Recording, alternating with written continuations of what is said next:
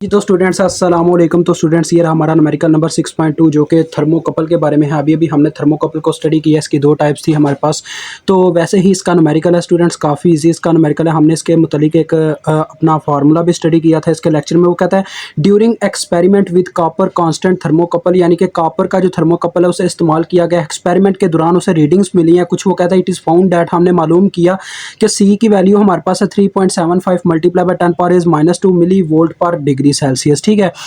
और आगे कहता है and K is equal to 4.5 multiply by 10⁻⁻5 milli volt per degree Celsius. आगे वो कहता है if T1 is equal to 100 degree Celsius, अगर आपका टेम्परेचर T1 100 डिग्री सेल्सियस पे है, आपने इसको स्टूडेंट कन्वर्ट नहीं करना केल्विन में, क्योंकि हमें डिग्री सेल्सियस में ही टेम्परेचर की ज़रूरत है। बिकॉज उसकी वजह यह है, बाहर इसका फार्मूला जब लिखता हूँ आपको फिर वजह बताता हूँ।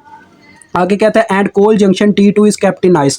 अब यहाँ पे बच्चे परेशान होते हैं क्योंकि दिस इज़ कह लें कि एक आपके सामने कंसेप्चुअल चीज़ है। वो कहता है कि जो टेम्परेचर T2 है वो इतना टेम्परेचर है कि हमारा जो फ्लूइड है या लिक्विड जो इस्तेमाल किया गया था वो आइस बन चुका हुआ है, बर्फ़ बन चुका हुआ है, और वो टेम्परेचर होता है 0 डिग्री सेल्सियस। तो T2 0 डिग्री सेल्सियस की इक्वल है। ठीक है जी।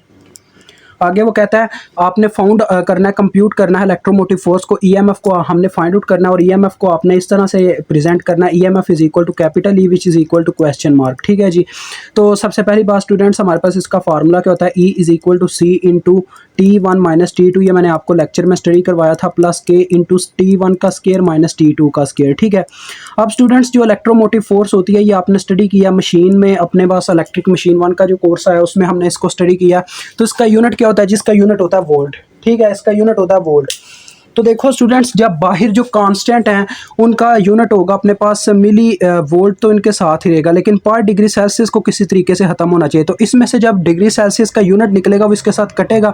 अभी मैं यूनिट की गेम खिलाता हूँ आपको यहाँ पे। ठीक है, देखो E इज़ इक्वल टू सी की वैल्यू मैंने पुट की जो कि कितनी है 3.75 multiply by 10⁻⁻² milli volt per degree Celsius. ठीक है जी। ये बटे में आगे T1 माइनस T2।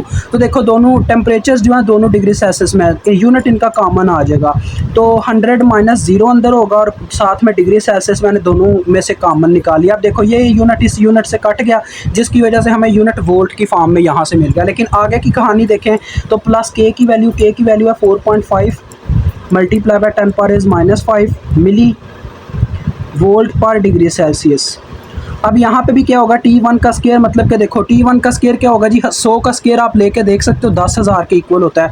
तो 10,000 आ जाएगा हमारे पास, माइनस 0, 0 का स्केयर 0 ही रहता है। और इनमें से भी student degree Celsius unit common आया होगा जो इसको कैंसिल करवाएगा। देखो ये डिग्री सेल्सियस से कैंसिल हो गया, जिसकी वजह से यहाँ पर भी वोल्ट यूनिट बच गया, यानी कि हमने वो यूनिट बनवा लिया है जो हमें चाहिए था। तो मेन यही इक्वेशन का स्टूडेंट रूल होता है कि यूनिट हमें वही मिलता है, यानी कि लेफ्ट हैंड साइड का unit is equal to right hand side का यूनिट होता है। ठीक है।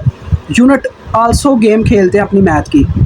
तो देखो 3.75 मल्टीप्लाई बाय 10⁻⁻² है, और इसमें से 100 बाहर आ रहा है क्योंकि 100 माइनस 0 100 ही आएगा। तो 100 मल्टीप्लाई हो जाएगा, साथ में मिली वोल्ट सिर्फ रह जाएगा। ठीक है। और इस तरफ ये जी नहीं है, ये आपको पता काटा है मैंने ऐसे ना, वो लाइन ऐसे लग रही है, जी बन रहा है ये जैसे, तो ये भी जी की तरह ही लग रहा है। चलो आगे प्लस 4.5 मल्टीप्लाई बाय 10⁻⁻5, और ये आपको पता 10,000 बराबर होता है 10⁻⁴ के। तो 10⁻⁴ साथ में मिली वोल्ट आ गया। अब इसको हल करके देखो कितना बनता है। तो E इज़ इक्वल टू 3.75, ये देखो स्टूडेंट 10⁻⁻² 10⁻² से मल्टीप्लाई होकर सिर्फ यही रह जाएगा हमारे पास, ये मतलब 3.75 ही आ जाएगा। और ये हमारे पास पता है क्या आ जाएगा, ये आ जाएगा इशारिया एक कदम पीछे हट जाएगा, क्योंकि ये 10⁻⁻1 बचेगा, जिसकी वजह से ये रह जाएगा 0.45 मिली वोल्ट।